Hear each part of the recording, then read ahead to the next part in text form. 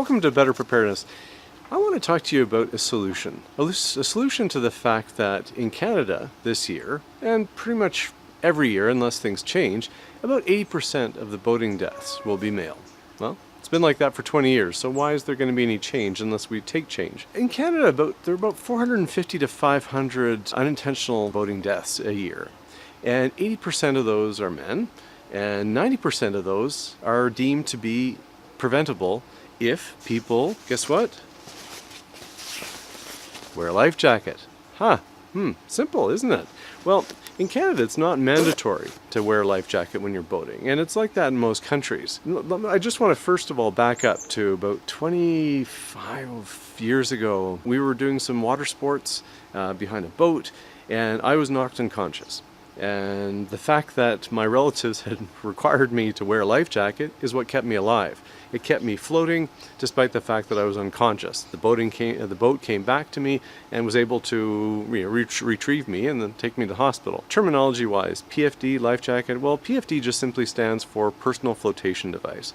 And I think it's a bit too vague because a floating seat cushion could be considered a PFD, a personal flotation device. I don't think that's enough. I think you need to be talking about a jacket that's actually physically on you and attached and likely to do the job. I'm kind of singling out men. Time and time again, it's men, all right? Sure, there's, how can we talk about the statistics of the number of men on the water or versus women and children? Okay, I don't care. But time and time again, you'll hear people say, oh, I don't need a life jacket. Oh, it's calm out there. Or, I'm a good paddler. I trust the person boating. But that just doesn't work. See, most of the people are not predicting when the incidents are going to happen. Either maybe it was a calm day or the water's fairly warm. But there's all kinds of scenarios that happen where you hit something, you get hit, there's a wave, you fall out for this or that reason. You're trying to use the net to collect that fish that you caught and you fall into the water. And, well, sadly, you end up drowning, or you're separated from your watercraft, or the life jacket is tucked away inside the boat somehow and you can't get to it, or the boat is now over that way and you're over here and you're drifting in different directions. Well, good luck. That's why these statistics remain so high. I want to also address something. There are types of life jackets called inflatables. There are two types of inflatables. You have the manually inflatable ones, which require the pulling of a tag or a toggle, and that releases a CO2 cartridge, which inflates an airbag around you. Great in concept, but you have to be physically pulling it. So if you get knocked unconscious or for whatever reason you're unable to pull that cord, it's not going to deploy. And that thing has no flotation value whatsoever until it's deployed. And after you've deployed it, you have to change the cylinder and everything and service it so that you can reuse it. So in a sense, it's a one-off. So if you're on a long trip, well, will you have enough replacement cylinders if you were to need to deploy it this time or in a couple days from now?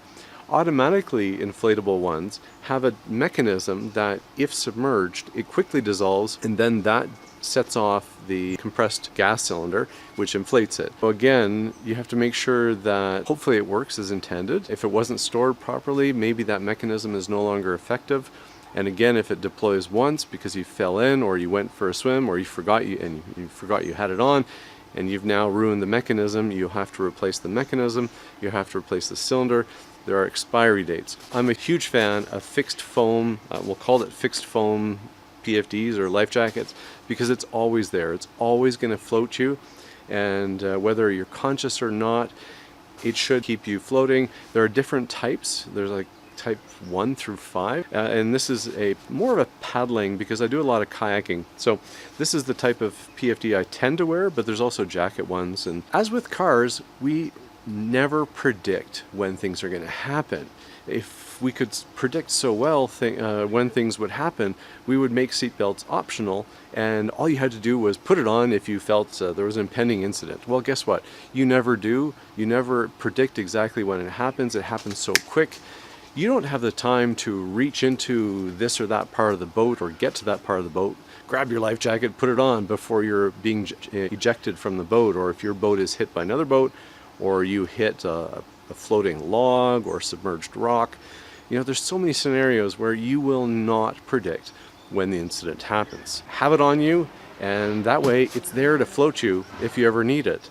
And it'll keep you alive for a lot longer. There's some great education campaigns out there, and there's YouTube is filled with it, and the web is filled with some of these great ones. And I'll put links to some of those, but it's clearly not making us do it because it's not mandatory. And so we kind of feel it's optional because, we're strong swimmers and whatever other bogus reasons we keep inventing. Make sure you check to see what your regulations are. It kind of varies from country to country. Sometimes it depends on the province or the state within that country. So make sure you know what your regulations are. There are two simple solutions. Change has to start with us. Put your life jacket on and demand that your lawmakers make it mandatory. Do you wear a life jacket? Put it in the comment section below. And if you like the video, click the like button, share it, and click that subscribe button, and there's a little bell icon so that you don't miss videos every time they're released here on Better Preparedness. Support the channel. Thanks a lot.